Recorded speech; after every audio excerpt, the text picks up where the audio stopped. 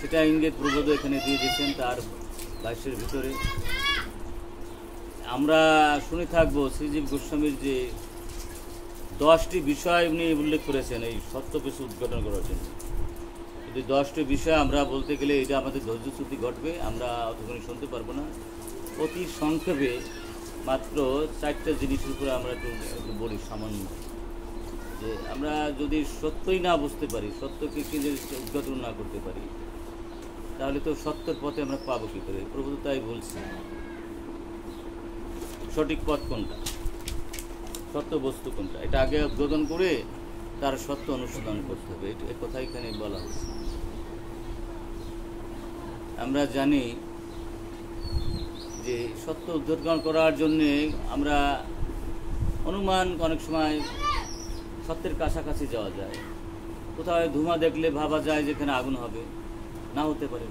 কোথায় শব্দ হলে মনে করা যেতে পারে যে সেখানে কোনো বাস পড়েছে, নয়তোবা ট্রেনের শব্দ, নয়তোবা একটা বাসের অ্যাক্সিডেন্ট, নয়তোবা কোনো একটা অ্যাক্সিডেন্ট। কিন্তু এই অনুমানগুলো পুরো সত্য হয় না, কখনো কিছু কিছু কিঞ্চিত সত্য হয় আর কিছু কিছু মিথ্যে হয়ে যায়।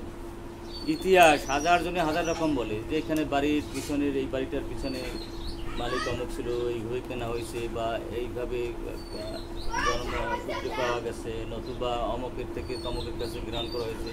বিভিন্ন রকম ঐতিহাসিক ঘটনা আছে, আর দেখেও সত্য বস্তু উদ্ঘাটন করা যায়। এখানে আমরা যারা এখানে কত সুন্দর সুন্দর সাধুরের সামনে বসে আছেন, কিন্তু মনের যে ভাব, এই বিষয়টা তো আমরা নাও জানতে পারি, জানা সম্ভব না। কার মনে কোন ভাব রয়েছে এটা কি জানা সম্ভব না। এবং আমি এখানে বসে আছি, দেখতে তো সাধুর মতন দেখায়, কিন্তু আমার মনের মধ্যে কত কি ঘটতে পারে যেগুলো আমি সাধু নাও হতে পারি।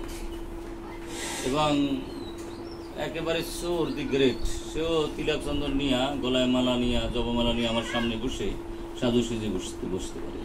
অর্থাৎ দেখেই বোঝা যায় না সত্য বস্তু। এটা কি সোর না ডাকাত না সাধু, এটা দেখলেই বোঝা যায় না। সত্য বস্তু দেখে বোঝা যায়। জ্বলন্ত উদাহরণ দিয়েছে প্রভু অত্যন্ত সুন্দর করে। তোমরা চাঁদের দিক তাকাও, চাঁদকে যতটুকু করে দেখো, চাঁদ কিন্তু ততটুকু না, ততটুকু। সূর্যকে যতটুকু দেখা যায়, সূর্যকে ততটুকু। কি চমৎকার কথা বলছেন, যে বিষয় বলছেন সেটা আমাদের প্রভুদেব আবার উল্লেখ করেছেন। তাহলে দেখেই কিন্তু চেনা যাবে না সত্য বস্তু। তাই সত্য বস্তু আমরা কিভাবে পাব? এবং এভাবে বহু প্রশ্ন উঠলো সেই সময়। তো আরো আমরা তো খুব শান্তিতে আছি। যখন আমার শ্রীমান মহান প্রভু এখানে আবির্ভূত হলেন জগৎ সংসারে, তখন অবস্থা আরো অত্যন্ত করুণ ছিল। শুধু জগাই মাদায় নেই, হাজার জগাই মাদায় ছিল যার নাম আমরা জানি না।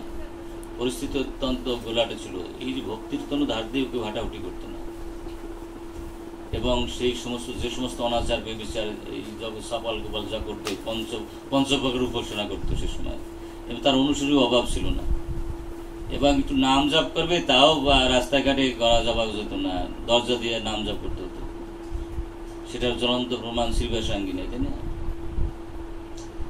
এই সময় মহাপ্রভুর কাছে তার শিষ্যরা বললো যে মহাপ্রভু, এই যে আমরা যে এই যে পরামর্শকের কাকে বলবো, এক রেশ যদি আমরা ঠিক না করতে পারি তাহলে তো সব শূন্য বিচ্ছিন্ন হয়ে যাবে। যদিও ব্রহ্ম সংহিতার মধ্যে খুব সুন্দর কথা বলছে, যিনি শ্রীকৃষ্ণ তিনি কিন্তু পরমেশ্বর না, তিনি পরাৎপর ঈশ্বর। যারা কিছু সৃষ্টি করে তার ঈশ্বর, ঈশ্বরকে যিনি সৃষ্টি করেন তিনি হইল মহেশ্বর, মহেশ্বরকে যে সৃষ্টি করেন পরমেশ্বর, পরমেশ্বরকে যে সৃষ্টি করেন তিনি পরাৎপর ঈশ্বর। সমস্ত ঈশ্বর পরমেশ্বরকে সময় নিয়ে যাবে, কিন্তু পরাৎপর ঈশ্বরকে সময়কে নিয়ে যেতে পারবে না। পরাৎপর ঈশ্বরকে করে সময়কে নিয়ন্ত্রণ করবে। তাহলে পরাৎপর ঈশ্বরকে চিনব কি করে?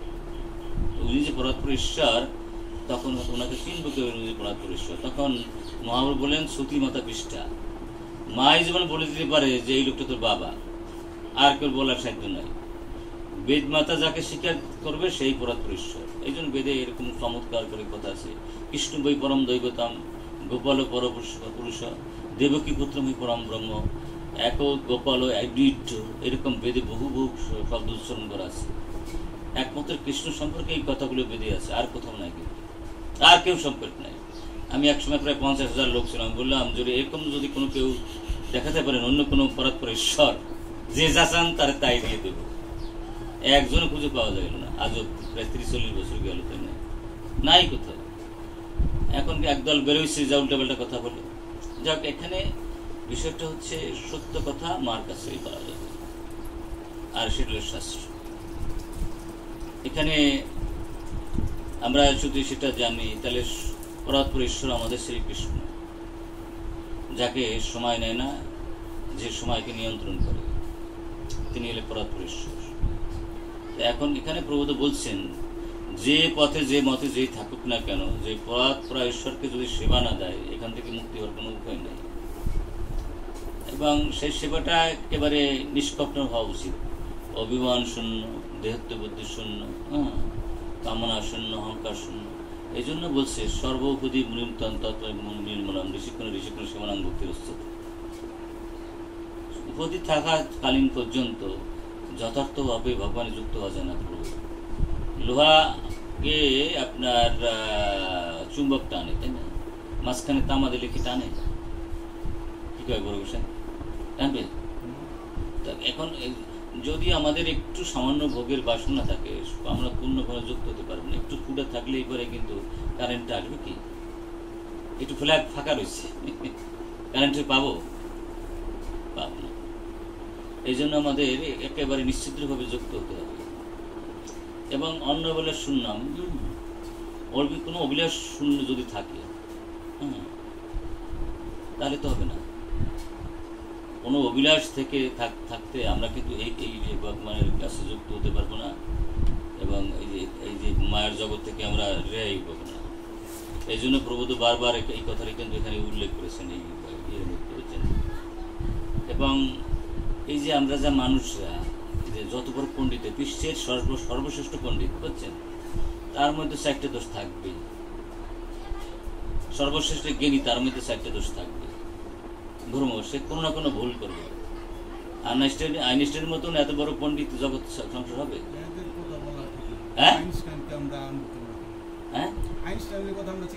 না না, ধরুন জড়জগতের কথা বলতেছি। জড়জগতে এই জন্য বলতেছি যে, যেমন ধরুন আমরা যারা অহংকার করি জড়বিদ্যায় যত বড় পণ্ডিত হোক, সে কিন্তু কোনো পণ্ডিত না।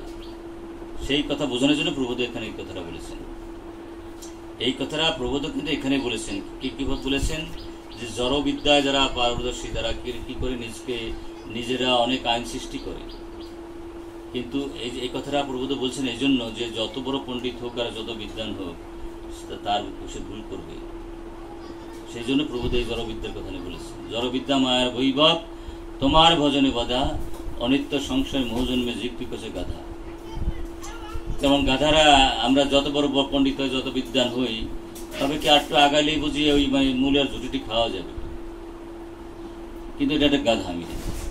কারণ যেখানে যা নাই তা যদি খোঁজ করতে যায়, তাহলে এটা গাধামি ছাড়া কি? এই জন্য যখন প্রভুদেব আপনার লস এঞ্জেলে গেলেন, ওনাকে তো ঘিরে ধরেছিলেন সবাই প্রায়। বলছেন, why have you come here? What is the reason behind coming here? Perhaps you have come here to take something. তখন প্রভু বলছেন, you the bloody fool, you have nothing to give the world. I never come here to take something from your bloody fool. তোমরা তো বিশ্ব বোকার কাছে কি নেব? You are hankering after madness. You are nothing but mad. তাহলে আমরা mad কেন? আমরা পাগল হইলাম। তাহলে you are hankering after something that cannot be found in the world. তোমরা যা এখানে শান্তির অন্বেষণ করছো, সুখের অন্বেষণ নাই তো, এখানে দুঃখ না মশার কোথায়? যা যেখানে নাই তা তোমরা খোঁজ করছো। একসার পাগলামি কে ছাড়া কি করছো তুমি? You should have gone to another country. তোমাদের তো অন্য দেশে যাওয়া উচিত ছিল। Why have you come here? What is the reason why you are coming? You are the leader of men. So if we be rectified, the whole world will be benefited. তোমরা হলো পাগলের সর্দার। এই সর্দার যদি সুস্থ হয়ে ওঠে, তাহলে জগৎ সংসার সুস্থ হবে। এই জন্য আমি এখানে আসছি। তোমরা বড় পাগল, কারণ এখানে শান্তির লেশ মাত্র নাই। জড় সুখ কোনো সুখের মধ্যেই পড়ে না। এগুলো হলো মিথ্যা বস্তু, স্বপ্নের মতো বস্তু। অথচ স্বপ্নের পিছনে ঘোরাঘুরি করছো, আর তোমরা নিজেকে বড় ধনী জ্ঞানী মানি ভাবছো। সেই জন্যই প্রভু এখানে বলছে, যারা মূর্খ মানুষগুলো আইন সৃষ্টি করে। এই জন্য আমি আইনস্টাইনের কথাটা বলা হয়েছে। যত বড় জ্ঞানী হোক ভুল করবে, সে মোহগ্রস্ত হবে। আর যাই হোক, যত বড় কিছু জানুক, পৃথিবীর সর্বশ্রেষ্ঠ জ্ঞানী সে তো সব জানে না। পৃথিবীর সর্বশ্রেষ্ঠ সব জানে। আচ্ছা, পৃথিবীর সর্বস্ব বুদ্ধিমান জ্ঞানী তার 14টা ইন্দ্রিয় দিয়ে কি সব দেখে সে? এই জন্য বলছে, যত বড় পণ্ডিত হও আর যত জ্ঞানী হও, তোমার মধ্যে অন্ততপক্ষে কি হবে? ভ্রম, প্রমাদ, বিপ্রেষ, কর্মবট, ওই 4 দোষ তুমি দুষ্ট। কিন্তু ভগবানের এই 4টা দোষ নাই। এবং আর্য বিজ্ঞ যারা তারা জানে, কিন্তু আর্যদের কেন নাই? কারণ আর্যরা তারা সমস্ত ইন্দ্রিয় ভগবানের যুক্ত থাকে, সেই ভগবানের মতো হয়ে ওঠে, সেই জন্য তাদের দোষ হয় না। কারণ সমুদ্রের সাথে যদি ছোট পুকুর লিঙ্ক থাকে, ওই ছোট পুকুরটা তো সমুদ্রের মতন হয়ে যায়। অনন্ত কোটি কালকে পুকুরটাকে খেসা যাবে। আর যত বড় নদী হোক না কেন, সেটা যদি বিচ্ছিন্ন থেকে হয়ে যায়, এর থেকে, ওই সমুদ্র থেকে, তাহলে যে কোনো না কোনো সময় শুকিয়ে যাবে। এই জন্য প্রভু এখানে বলছেন যে জড় জগতে যত পণ্ডিত ব্যক্তি হোক না কেন, যেই কিছু হোক না কেন, তারা এই 4 দোষে বিদ্যমান। তারা যে সিদ্ধান্ত দেবে, যে আইন প্রণয়ন করবে, সেই আইনগুলো ত্রুটিযুক্ত হবে। এই যে আমাদের 19 বা 21 বার আমাদের সংবিধান চেঞ্জ হলো, পৃথিবীর আমাদের বাংলাদেশের কেন 12 বাইরের পণ্ডিতরা ছিল পিছনে সংবিধান রচনার জন্য। যদিও ডক্টর কামাল হোসেন এর পুরোদয় ছিলেন, তাই না? সংবিধান হ্যাঁ সামঞ্জস্য করে সেটা করেছে। তা বিশ্বের সমস্ত পণ্ডিত দিয়া যে সংবিধান করলো, তার 21 বার চেঞ্জ হওয়া লাগে, 19 বার নিশ্চয়ই ওখানে বলছিল নাকি? কিন্তু আমার গীতা ভাগবত কয়বার চেঞ্জ হয়েছে? কারণ আমার গীতা ভাগবত চেঞ্জ হওয়ার কারণ ওখানে কোনো ভুল নেই, আছে কি? কারণ এটা আসছে ভগবান থেকে, ধর্মত্ব সাক্ষাৎ ভগবত প্রণীতম। সুতরাং ভগবান নাই এমন কোনো জায়গা নাই। সর্বাং খলিদম ব্রহ্ম। তারা আমরা অনেক সময় ভাবি, যারা আপনারা ভক্তরা তো জানেনি, সব যারা ভক্ত লাইনে আসেনি, বড় বড় পণ্ডিতের সাথে দেখা হয়, জড় পণ্ডিত, তারা উল্টে তর্ক করে যে ভগবান যদি সব জায়গায় থাকে, তাহলে তুমি আমি দেখি না কেন? আরে বেটা, তোর কি চোখ আছে দেখার মতো? এই জড় চোখ দিয়ে ভগবানের দেখবি কি? প্রেমের অঞ্জন পড়া, প্রেম অঞ্জন পড়লে তো দেখবি নাকি? না দেখবি কি করে? এত সোজা ভগবানকে দেখা। আর বিষয়টা হচ্ছে, আমরা তো গুণমায়া আটকা হয়েছে, চোখগুলো দেখবো। আর চোখে কি দাঁত দেখার, তাই কি দেখি? চোখগুলো নষ্ট করে ফেলছি না? চোখ যদি নষ্ট না হতো, তাহলে ওই চোখেই দেখা যেত। কারণ রূপ গোস্বামী দেখছে না। এবং সে লীলা তো বিশ্বনাথ চক্রবর্তী বহু জায়গায় লিখেছেন, কত চমৎকার লীলাগুলো লিখেছেন। রূপ গোস্বামী ওইগুলি নোট করে রাখতেন, এবং সেইগুলি আবার বিশ্বনাথ চক্রবর্তী লিখেছেন খুব চমৎকার। এবং একটা ছোট্ট একটা, যদি চোখের মতো চোখ